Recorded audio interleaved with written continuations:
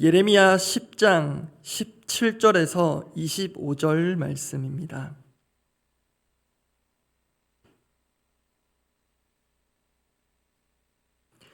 예레미야 10장 17절에서 25절 끝절까지 말씀입니다.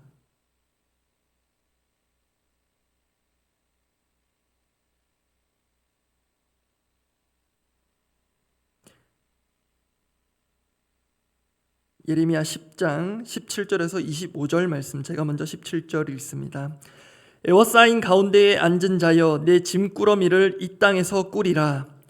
여호와께서 이와 같이 말씀하시되, 보라, 내가 이 땅에 사는 자를 이번에는 내던질 것이라. 그들을 괴롭게 하여 깨닫게 하리라 하셨느니라. 슬프다 내 상처여, 내가 중상을 당하였도다. 그러나 내가 말하노라, 이는 참으로 고난이라. 내가 참아야 하리로다. 내 장막이 무너지고 나의 모든 줄이 끊어졌으며 내 자녀가 나를 떠나가고 있지 아니하니 내 장막을 세울 자와 내 휘장을 칠 자가 다시 없도다. 목자들은 어리석어 여호와를 찾지 아니하므로 형통하지 못하며 그 모든 양떼는 흩어졌도다. 들을지어다, 북방에서부터 크게 떠드는 소리가 들리니 유다 성읍들을 황폐하게 하여 승냥이의 거처가 되게 하리로다. 여호와여, 내가 알거니와 사람의 길이 자신에게 있지 아니하니 걸음을 지도함이 걷는 자에게 있지 아니하니이다. 여호와여, 나를 징계하옵시되 너를 그러히 하시고 진노로 하지 마옵소서. 주께서 내가 없어지게 하실까 두려워하나이다. 함께 읽습니다. 주를 알지 못하는 이방 사람들과 주의 이름으로 기도하지 아니하는 족속들에게 주의 분노를 부으소서. 그들은 야곱을 씹어 삼켜 멸하고 그의 거처를 황폐하게 하였나이다 하니라. 오늘 본문은 유다 백성들에게 멸망이 임박한 상황을 생생하게 보여주고 있습니다. 첫 구절부터 그런데요, 17절 말씀 제가 읽습니다. 17절입니다. 에워싸인 가운데에 앉은 자여, 내 짐꾸러미를 이 땅에서 꾸리라. 이것은 예루살렘이 바벨론 군대에 의해 포위된 상황을 가리킵니다. 그렇게 에워싸인 예루살렘의 내에 누군가에게 짐을 싸라 명하는데, 한글 번역으로는 이것이 어떤 한 개인에게 주어진 명령인 것처럼 보입니다. 그러나 히브리 원문상에서 이 에워싸인 가운데 앉은 자, 그리고 짐꾸러미를 꾸리라, 그 명령어의 문법적인 요소를 보면 한 개인이 아니라 에워싸인 예루살렘 가운데 있는 유다 백성 전체를 가리키는 표현으로 볼 수 있습니다. 그렇게 이들이 짐을 싸야 하는 이유, 그 이유는 이어지는 18절에서 확인됩니다. 18절 말씀도 제가 읽습니다.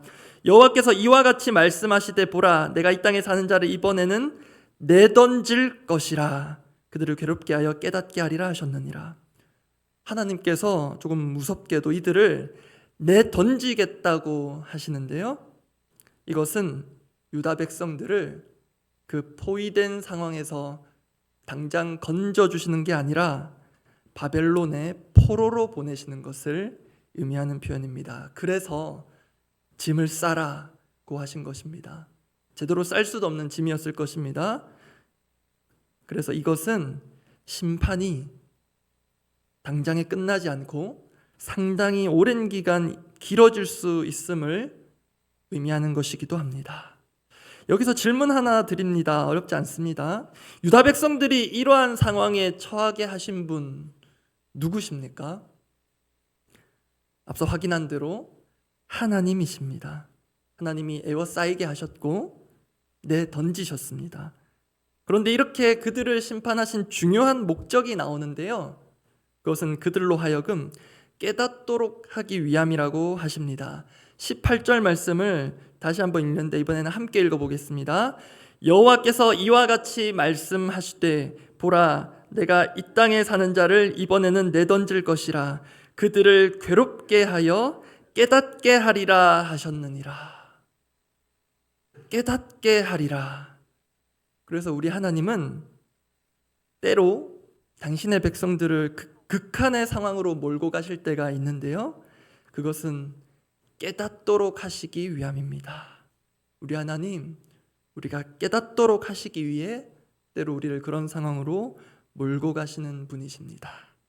그러면 이러한 절체절명의 상황 속에서 1차적으로 유다 백성들은 무엇을 깨달아야 했을까요? 그들이 깨달아야 했을 것 두 가지 오늘 살펴보려고 합니다. 첫 번째는 맥락상 19절에서 확인할 수 있습니다. 19절 말씀 제가 읽습니다. 슬프다 내 상처여 내가 중상을 당하였도다. 그러나 내가 말하노라 이는 참으로 고난이라 내가 참아야 하리로다. 여기서 고난으로 번역된 원어에 주목할 필요가 있는데요. 두 가지 중요한 면이 있어서 그렇습니다. 먼저 19절 앞부분에서는 이 심판의 상황을 예레미야가 상처를 입은 것으로, 중상을 당한 것으로, 즉 외적인 어떤 고통을 말하는 것 같은데요. 이 고난이라는 단어는 물리적인 고통을 의미하지는 않습니다. 그리고 한 가지 더 있습니다. 이 고난으로 번역된 단어는 죄로 인한 그런 고난들을 말하기도 합니다. 정리하면 지금 유다 백성들이 하나님의 이 철저한 심판 앞에 깨달아야 할 것은 지금 자신들이 단지 국력이 약해서가 아니라 외교를 잘 못해서도 아니라 그런 외부적 요인이 아닌 뼈아프지만 그들의 죄로 인한 고난, 고통 가운데 있다는 것, 그것을 깨달아야 했습니다. 물론 여러분, 우리에게 찾아오는 모든 고난의 상황이 죄로 인한 것은 아닙니다. 성경은 결코 그렇게 말하지 않습니다. 그러나 지금 유다 백성들의 경우는 분명한 것이 하나님께서 예레미야는 물론이고 여러 선지자들을 통해 끊임없이 경고하고 경고하셨습니다. 그 경고의 카드가 누적되고 누적되어 수북이 쌓였을 때 결국 레드카드를 받아 그 땅에서 쫓겨나는 지경까지 처하게 된 것입니다. 그래서 너무나도 안타깝지만 지금이라도 얼른 짐 꾸려서 포로로 끌려가야 하는 그 상황에서라도 깨달아야 한다. 그래서 죄에서 돌이켜야 한다는 것입니다. 그것이 당신의 백성들을 심판하시는 하나님의 본심입니다. 때로 우리도 안타깝지만 우리 자신의 범죄로 인하여 고난에 처할 수 있기 때문에 우리도 그것을 깨달아야 한다면 또 하나 더 깨달아야 할 것이 있습니다. 그것은 오늘 본문 23절입니다. 23절 말씀 함께 한번 읽어보겠습니다. 여호와여 내가 알거니와 사람의 길이 자신에게 있지 아니하니 걸음을 지도함이 걷는 자에게 있지 아니하니이다. 저는 이 말씀에 특별한 사연이 있는데요. 제가 오늘 설교 본문을 마친 것도 아닌데 매일 성경 큐티 본문을 따라가고 있는 것인데 제가 새벽에 이 말씀 다루게 되어 적잖이 놀라기도 했습니다. 왜냐하면 이 말씀은 제가 청소년 때 그리고 청년기를 지나면서 거의 기도할 때마다 되뇌었던 말씀들 중에 하나였기 때문입니다. 사람의 길이 자신에게 있지 아니하니 걸음을 지도함이 걷는 자에게 있지 아니하니이다. 참고로 지금 저희 청소년부에서는 자발적인 기도 참여 기간으로 수련회를 위해서 기도하고 있는데요. 기본적으로 이 23절을 깨달아야 할 이들은 본문 가운데 있는 유다 백성들입니다. 말씀드린 대로 이들은 지금 짐을 꾸리고 쫓겨나 포로가 되어 갈 것인데요. 더 문제는 앞으로 이들이 어디로 가는지, 제가 포로로 끌려간다고는 했지만 정작 당사자인 이들은 앞으로 어디로 가는지, 어디까지 가서 어떻게 지낼지 전혀 알 수 없는 상황입니다. 그러한 상황을 이 23절이 전제하는 것과 아울러서 자신들은 모르지만 하나님은 아신다. 하나님이 자신들의 걸음을 인도하실 것이라는 것을, 비록 그것이 포로로 가는 그런 길이라 할지라도 그 걸음 하나님께서 앞으로 인도하실 거라는 걸 늦었지만 지금이라도 깨달아야 했습니다. 그런데 이러한 깨달음은요, 그런 절체절명의 순간만이 아니라 평시에도 일상에서도 가능하고 이러한 깨달음 필요합니다. 여기서 저의 일종의 간증 같은 이야기를 통해 말씀드리려고 하는데요. 그렇다고 뭐 썩 대단하거나 훈훈한 간증은 아닙니다. 제가 아까 청소년부 시절에 이 말씀 붙은 말씀 중에 하나라고 말씀드렸는데요.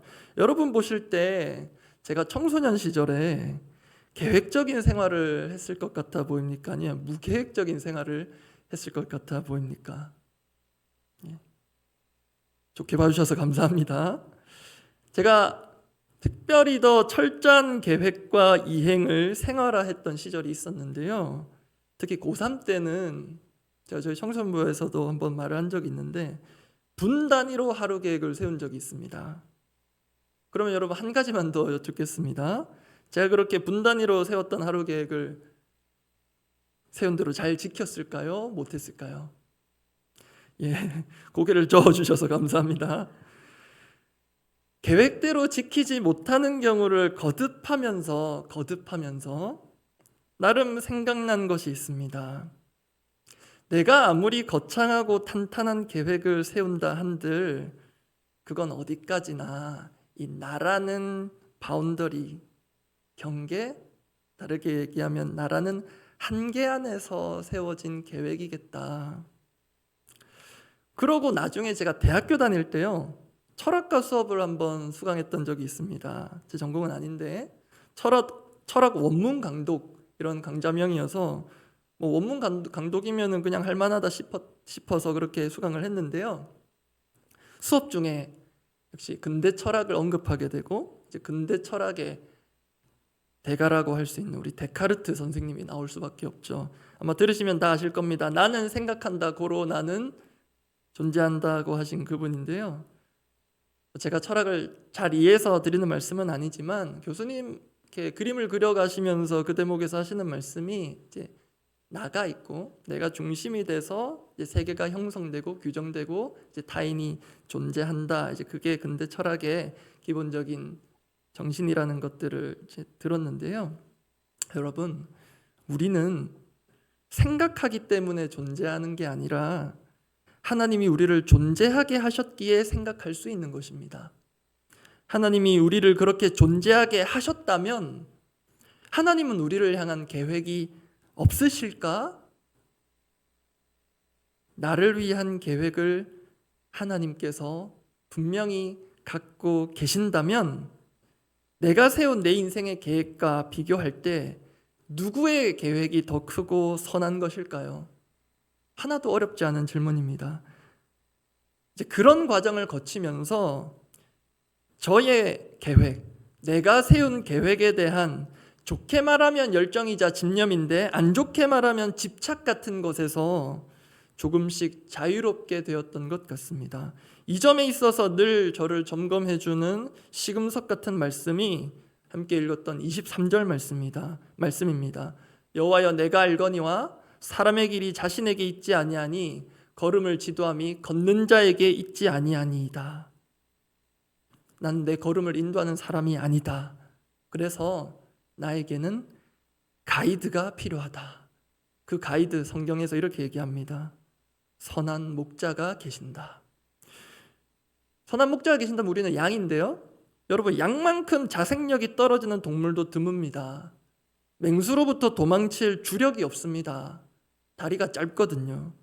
또 우리는 상당히 살균 처리되고 뽀샵 처리된 양의 이미지를 가지고 있을 경우가 많지만 실제로 양은 그렇게 순백에 깨끗한 동물도 아닙니다. 냄새도 많이 나고요. 시력도 좋지 않습니다. 지혜롭지도 못합니다. 그래서 양들의 안전과 행복은 목자에게 달려 있습니다. 성경이 괜히 하나님과 우리의 관계를 또 예수님과 우리의 관계를 목자와 양으로 비유하는 게 아닙니다. 구약의 대표적인 구절 한 구절 보겠습니다. 시편 23편 1절 2절 말씀인데요. 제가 읽어드립니다. 여호와는 나의 목자시니 내게 부족함이 없으리로다. 그가 나를 푸른 풀밭에 누이시며 쉴 만한 물가로 인도하시는도다. 이와 버금가는 신약의 대표 구절 요한복음 10장 11절은 함께 한번 읽어보겠습니다. 나는 선한 목자라. 선한 목자는 양들을 위하여 목숨을 버리거니와. 우리 인생 계획은 우리도 세울 수 있습니다.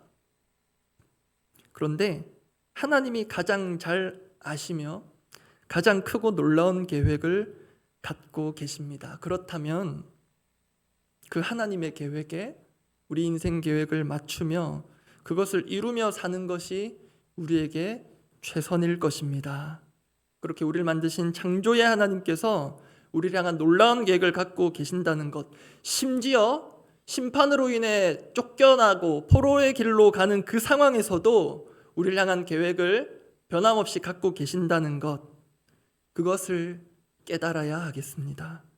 그 하나님 앞에 우리의 삶을 온전히 내어드리기로 결단할 때에야 비로소 우리 자신도 행복하고 하나님도 기쁘시게 하고 다른 이들에게도 유익을 끼치는 창조적인 삶을 살 수 있습니다.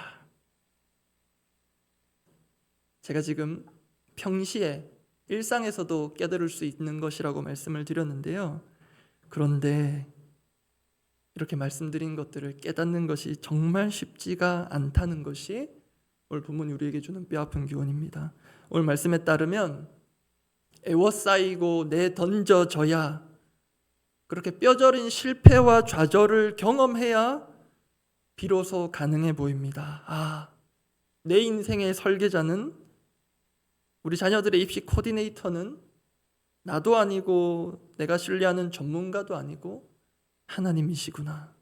23절 말씀 다시 읽어드립니다. 사람의 길이 자신에게 있지 아니하니 걸음을 지도함이 걷는 자에게 있지 아니하니이다. 말씀 정리하겠습니다. 자수성가라는 표현 모르시는 분 없으실 것입니다. 조금 풀어서 말하자면 열악한 환경에서 스스로의 힘으로 큰 성공을 거둔 경우를 말합니다. 그런데 제가 볼 때는 엄밀히 말하면 우리 믿는 이들에게 자수성가라는 것은 없어 보입니다. 자수성가가 아닌, 조금 단어를 바꾸자면 신수성가가 정확한 표현인 것 같습니다. 하나님께서 우리 인생을 결국 참된 성공으로 이끄실 것이기 때문입니다. 그래서 때로 그 성공으로 이끄시는 과정에 있어서 그 하나님의 인도하심이 우리를 절망으로 이끄는 것 같더라도, 속수무책의 상황에 우리를 내던지시는 것 같더라도 결국은 우리를 최선의 길로 하나님 품으로 인도하심을 믿고 온전히 우리의 인생을, 우리 청소년 자녀들의 인생을 주님께 맡길 수 있는 우리 모두가 되기를 바랍니다. 기도하겠습니다. 오늘 말씀 기억하며 오늘은 이사야서 말씀 한 구절 붙들고 기도하고자 합니다. 이 말씀도 참 중요하고 또 유명한 말씀인데요. 이사야 43장 19절 말씀 제가 읽어드립니다. 보라, 내가 새 일을 행하리니 이제 나타낼 것이라. 너희가 그것을 알지 못하겠느냐? 반드시 내가 광야의 길을, 사막의 강을 내리니. 하나님은 우리 인생이 평탄할 때에 이런 약속을 주실 때도 있지만, 분명 이 상황은 광야 같은 상황, 사막을 걸어야 할 것 같은 상황, 그런 막막함을 느끼는 그 백성들에게 주신 말씀입니다. 그래서 기도 제목이 이렇습니다. 내가 정말 가야 할 길은 내가 아니라 하나님께 있습니다. 그 하나님께서 내가 갈 길을 만드시며 그 걸음을 인도하십니다. 그런데 그 길에 있어서 내가 보기에는 도무지 갈 수 없어 보이는 길, 가고 싶지 않은 길, 그런 광야와 사막길도 때로 하나님께서 크신 계획 속에 이끄시면 갈 수 있는 믿음, 순종의 사람 되기를 원합니다. 그런 믿음으로 함께 기도하겠습니다. 아버지, 우리 중 그 누구도 애워싸이고 포위되는 상황 가운데 갇혀 있기를 원치 않습니다. 주님, 우리 중 그 누구도 적군들 앞에 내던져지는 그런 무방비 상태로 끌려가는 건 누구도 원치 않습니다. 그러나 하나님의 크신 뜻 가운데 우리를 깨닫게 하시고 또 우리를 본래의 안전하고 행복한 처소로 돌아오게 하시기 위하여 우리를 포로의 길로 내보내시는 것 같은 절체절명의 상황이 있다면, 이미 지금도 사방팔방이 막혀서 답답함을 느끼는 이가 있다면, 주님, 그 상황에서 마땅히 깨달아야 할 하나님, 그 하나님의 깨달음을 우리에게 주시기를 간절히 원합니다. 또한 그러한 극한의 상황에 몰리기 전에 깨달을 수 있는 믿음과 지혜를 더하여 주시옵소서. 주님, 그 과정에서 정말로 내가 잘못한 것들, 하나님께서 누누이 말씀해 오셨음에도 깨닫지 못하여서 내가 자초한 것들이 있다면 내가 돌이켜야 할 죄악과 범죄의 길들에서 돌이키게 하시고, 또한 바로 가야 할 그 하나님의 인도하심과 그 걸음, 하나님의 길 따라서 가게 하여 주십시오. 내가 세운 계획이 최선이며 내가 세운 계획대로 이행되는 것이 내 삶의 성공을 보장하는 것이 아님을 깨달아서 하나님께서 때로 내가 갈 수 없어 보이는 길, 아무도 가지 않으려고 하는 길, 그런 광야와 사막 같은 곳으로도 인도하실 때 내가 볼 때는 길이 보이지 않으나 하나님께서 길을 만드실 것을 보고 우직하게 그 길을 갈 수 있고, 또 우리 자녀들 그 길로 보내는 것 기도로 하나님께 맡길 수 있는 우리 모든 부모들 되기를 원합니다. 교회를 위해 기도하고 각자 기도하겠습니다. 어제 그렇게 했듯이 오늘도 저희 청소년부 수련회를 위한 기도 참여 기간으로 두 번째 기도 제목 붙들고 기도 부탁드립니다. 지난 빙수기도회 때 함께 붙잡았던 기도 제목인데요, 수련회 참석이 어려운 상황이거나 또는 아직 참석을 주저하고 있는 그런 가정에 주님 찾아가셔서 상황을 열어주시고, 또 마음의 문제라면 새로운 마음을 창조하사 하루라도 잠시라도 은혜 현장에 참석할 수 있게 하옵소서. 끝날 때까지 끝난 게 아니다, 이런 말 저희 청소년부에서 한 번씩 하고 있습니다. 어떻게 인도하실지 모릅니다. 반대로 안타까운 상황도 종종 생기더라고요. 가려고 했는데 못 가는 상황. 근데 반대로 못 가는 상황이었는데 갈 수 있게 되는 경우도 지금 많이 보고 있습니다.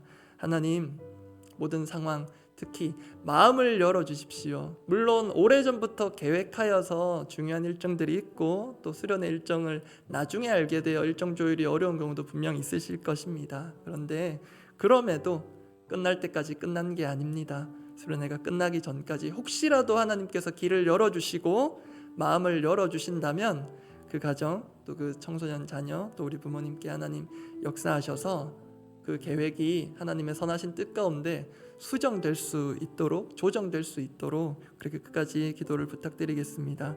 그리고 하나님의 계획을 짚어가는 점에 있어서 한 가지 더 특별한 기도 제목 부탁드립니다. 폭우로 인해서 고통받는 이들을 위해서는 계속 마음을 담아서 기도해 주시길 바라고요.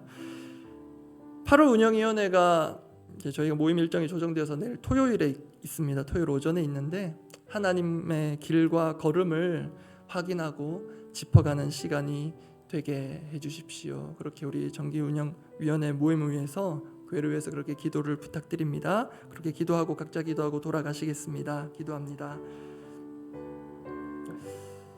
아버지,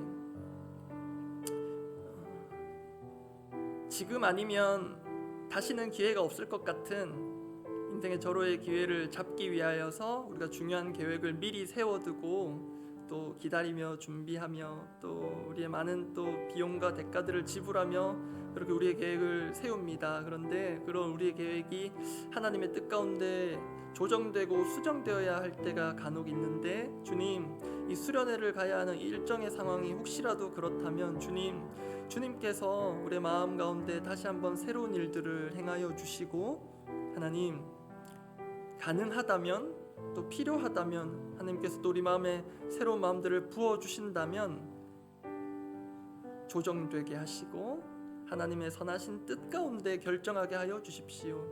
내가 세웠던 계획이기에 당연히 이렇게 가는 것이 아니라 하나님께서 한번 멈추어서서 생각해보라고 하시는 것 같다면 멈추어서서 정말 어떤 길로 가는 것이, 어떤 결정을 하고 조정을 하는 것이 하나님께서 정말 기뻐하시고 원하시는 것일지 주님 묻고 물어서 그렇게 어딜 가든 어디에 있든 그 걸음 지도함을 하나님께 맡기고 걸어갈 수 있는 이 과정 되게 하여 주셔서 주님, 수련회 현장 가운데 참석할 수 있는 이들 주님 선하게 이끌어 주시옵소서.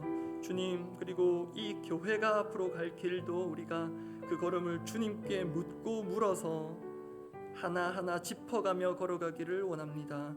우리가 세운 계획과 또 우리가 내다보는 방향이 정확하고 예리한 것 같지만 하나님 앞에서는 그렇지 않을 수도 있음을 깨닫게 하사, 하나님, 우리 교회를 향한 하나님의 크신 계획을 확인하는 그런 모임이 되도록 우리 리더십들과 우리 모든 운영위원들을 주님 붙들어 주십시오. 주님, 이 나라 하루 앞도 내다볼 수 없는 상황 가운데 주님, 폭우로 인하여서 고통받고 또 슬픔에 잠긴 이들 주님 붙들어 주시고 긍휼을 베풀어 주시고 또 복구 작업들을 한창 진행되게 하시고 또 속도 있게 진행되게 하심을 감사합니다. 그 일에 우리의 마음과 또 우리의 물질이 귀하게 사용되기를 간절히 원합니다.